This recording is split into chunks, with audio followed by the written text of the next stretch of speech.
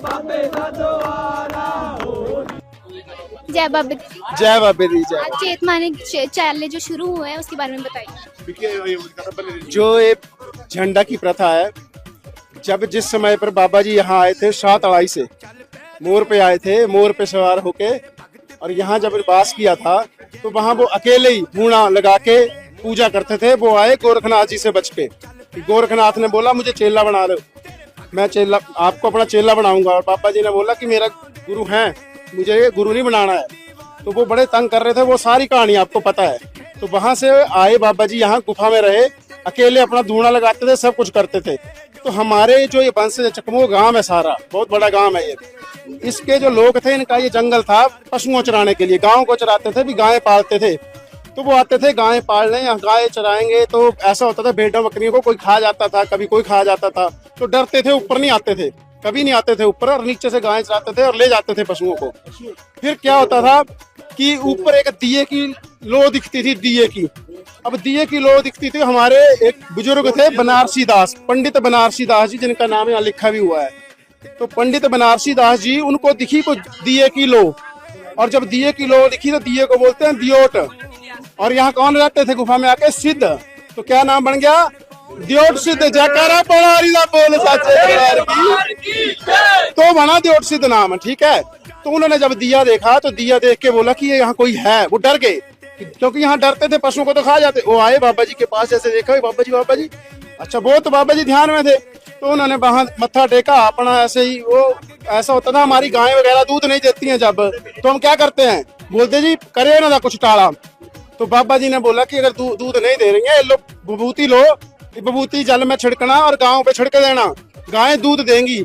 और जब चले गए बनारसी दास जी अपने सारे गांव में, उनको दिया वो भस्म कि पानी में छिड़को, गांव को छिड़को तो दूध देंगी। और गाय लगी दूध देने, बहुत खुल के दूध आधारी हो गया, दूध हो गया चकमो गांव से।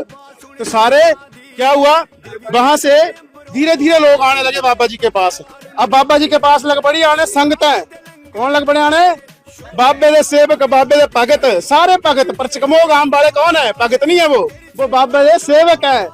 बाबा ने क्या बोला, भाई देखो लोग आते हैं बड़े बड़ी, मेरी होती है तपस्या में विघ्न, तो मैं क्या करूंगा, मैं अंदर चला जाऊंगा गुफा में, और गुफा में जाके मैं गुफा से बाहर नहीं आऊंगा। लेकिन बनारसी दास जी को बोल दिया कि तेरी जिम्मेवारी है, तेरे पूरे वंशजों की जिम्मेदारी है कलयुग में, कलयुग पर्यंत, क्योंकि सतयुग, द्वापर, त्रेता युग, इनकी अलग अलग कहानियां हैं, बाबा जी की अलग अलग कहानियां।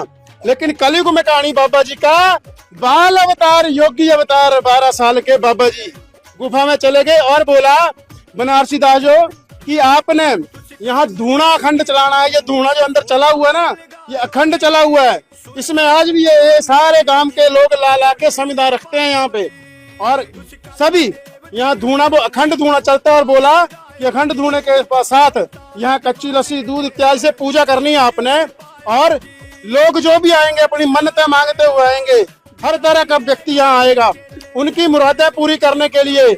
आपको कोई जरूरत नहीं है, बस आपने ये विभूति दे देनी है। देखो विभूति देते हैं ना, आज भी सबको देते हैं ना, विभूति से ही काम हो जाना आपका। मंत्र तंत्र कुछ जरूरत नहीं है, कुछ नहीं चलेगा। बोल साचे दरबार की जयकारा, तूने चौकीदार, बोल साचे दरबार की जय। फिर तब से बनारसी दास जी ने व्यवस्था संभाली, फिर और गांव के बुजुर्ग लोग व्यवस्था लगे संभालने। लकड़ी की पेड़ियां होती थी, लकड़ी की पेड़ियां, यहाँ चढ़ने को डर लगता था, गिरते थे, चोट लगती थी, पर वो चढ़ते थे ऊपर। यहाँ आना इतना आसान आज लग रहा है ना, यहाँ लोग डरते थे आने से। हमीरपुर से इस साइड को कोई नहीं आता था, ऊना से इस साइड को कोई नहीं आता था।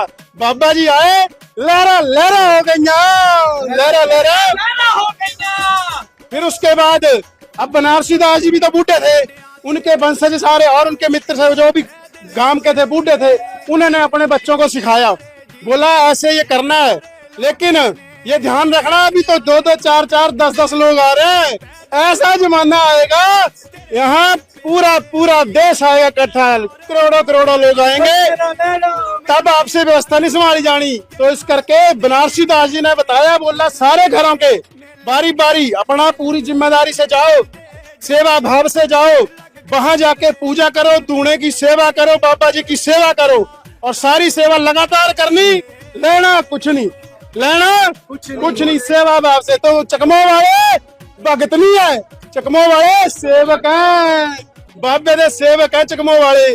भगती करने तो सारी दुनिया आंदी है, सेवा करने आंदे चकमो वाले। फिर उसके बाद क्या होया कि ऐसे ऐसे प्रथा चली, लेकिन गृहस्थियों के बस का नहीं था, गृहस्थी अच्छे से नहीं संभाल पा रहे थे। तो क्या बोला उन्होंने, कीजिए ऐसा करो, यहाँ महंतों की गति बढ़ाओ, महंतों को बिठाओ, महंत करेंगे बाबे जी की पूजा, पुजारी करेंगे पूजा और महंत बैठेंगे सामने। आपने देखना महंत जी कभी भी इस साइड बैठते हैं बाबे की गद्दी पे, और इस साइड कौन बैठते हैं, पुजारी। ये पुजारियों को दे दी गद्दी, बोले यहाँ बैठेंगे आप और यहाँ पूजा करेंगे, और महंत भी साथ में, महंतों की जिम्मेदारी दे दी। तो महंतों को गांव के सारे लोग अपनी तरफ से उनको देते थे सब कुछ, उनकी सेवा करते थे महंतों की भी, कि आपने पूरा ध्यान रखना है यहाँ। और महंतों की परंपरा आप जाने तो रिकॉर्ड है पूरा, कम से कम 1200-1500 साल की परंपरा तो लिखित है। कैसी है, लिखित, गप्पा मारी नहीं है। आप मठ जगह जाना, मठ जगह मठ है यहाँ महंतों की, जितनी समाधियां गिनोगे कम से कम 15 से 20 समाधियां मिलेंगी। तो एक महंत की उम्र अगर मान लो एवरेज मोटी मोटी 70-80 साल भी लगा ले, तो 15 अट्ठे कितने होते हैं लगा लो, उतने महंत तो यहाँ बैठ के गए।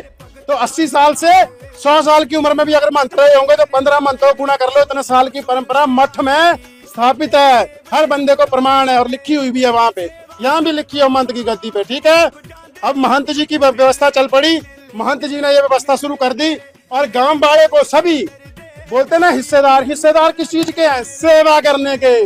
तो बारी बारी आके सारे सेवा करते हैं। उसके बाद आ गया जी क्या हुई, ट्रस्ट के अंडर आ गया। चलो बहुत बढ़िया, बाबा जी ने कृपा करी, क्योंकि व्यवस्था बड़ी हो गई। कैसी, जो बोला था पहले ही बनारसी दास जी को बाबा जी बोल गए थे कि संगता आएंगी, यहाँ बड़ी संगत आएंगी, और इनका कल्याण सिर्फ मत्था टेक के विभूति वाले जल से या विभूति से ही हो जाएगा। तो तब क्या हुआ, ट्रस्ट में, ये ट्रस्ट में अधिग्रहण हो गया। लेकिन जिसको जो जिम्मेदारी दी जाती है वो निभानी होती है। तो चकमो वासियों को जिम्मेदारी दी है कि जब भी मेले लगने सारे उन्हें करा दे, ऐसा कोई घर नहीं होगा चकमो का, पूरे चकमो के बिजड़ ब्लॉक में लग पड़े हैं लोग आने, बड़े लंबे टाइम से चल रही है। एक एक घर से लोग आते हैं इस झंडा यात्रा में, और झंडा यात्रा में झंडा चढ़ाते हैं। तो ये चैत्र मेलों के पहला दिन जो होता है ये, तो पहले दिन झंडा रस्म ये निभाई जाती है। ठीक है, तो झंडा रस्म के लिए ये गांव का पहला झंडा चढ़ता है, साथ में फिर अधिकारियों का भी चढ़ता है ऊपर। लेकिन गांव का झंडा पंडितों के साथ, ये मंत्रोच्चारण के साथ, गांव के पुजारी, चाहे वो ट्रस्ट में है चाहे वो गांव में है, जहां भी है, पर वहां के पूरे पुजारी वो भी वहां से गुणगान करते हैं बाबा जी का, क्योंकि उनको लगे नौकरी और इनको लगे चाकरी।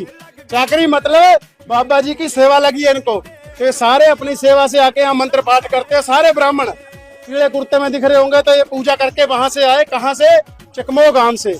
अब चकमो गांव में भी सिद्ध पीठ है, वहां भी बाबा जी का पत्थर की मूर्ति है, देखोगे पागता सिद्ध बोलते हैं उसको, पागता सिद्ध। तो वहां पे कहूंगी बाबा जी को यहाँ से, इसी इलाके में रहे बाबा जी। जब यहाँ आ गए 7 अढ़ाई के बाद, तो बाबा जी वैसे हर जगह घूमे हैं, पूरे देश में कहीं कहीं घूमे हैं, लेकिन जब देवसिद्ध आ गए, देवसिद्ध के बाद बाबा जी कहीं नहीं गए थे। भर्तृहरि जी के साथ यहाँ पूजा भी करी थी। तो 5वीं शताब्दी का रिकॉर्ड है वो, 5वीं शताब्दी उन्होंने, भर्तृहरि ने वैराग्य शतक लिखा था उस टाइम पे। तो वैराग्य शतक के समय का रिकॉर्ड है कि भर्तृहरि जी के साथ भी बाबा बालकनाथ जी ने पूजा करी थी, तपस्या करी थी। तो बाबा जी का इतिहास कलयुग के प्रारंभ से ही चला आ रहा है। बोल साचे दरबार की जय। तो ये सारी इस तरह से प्रथा चली है। इसको पूर्वजों के आशीर्वाद से, उनके मार्गदर्शन से हम, उनकी अगली पीढ़ियां, लगभग लगा लो साहब की 500-700 सालों की पीढ़ियां कितनी हो गई होंगी, गिनती तो हमें भी नहीं याद, पर लगे हुए। अब हमारे बच्चे भी इसको देख के सीख रहे हैं और उनके बच्चे भी सीखेंगे। जब तक यहाँ बाबा जी की कृपा है, कलयुग का जब तक वास रहेगा, तब तक यहाँ भक्तों का यही लगा रहेगा, कृपा बाबा की सेवा लगी रहेगी। कलयुग के बाद अगला युग आएगा, तब बाबा जी का नया अवतार क्या होगा वो तब आपको कहानी सुना देंगे। ठीक है जी, बोल साचे दरबार की जय।